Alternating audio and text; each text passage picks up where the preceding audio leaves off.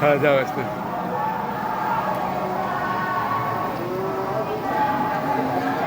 মাশাআল্লাহ লুদু আহমেদিয়া সাল্লাল্লাহু আলাইহি সাল্লাম হাফিজে ও দাখিল মাদ্রাসা থেকে ঈদে মিলাদুন নবী উপলক্ষে আজকে যে বিশাল র্যালি যাচ্ছে সেটা আমরা দেখানোর চেষ্টা করছি।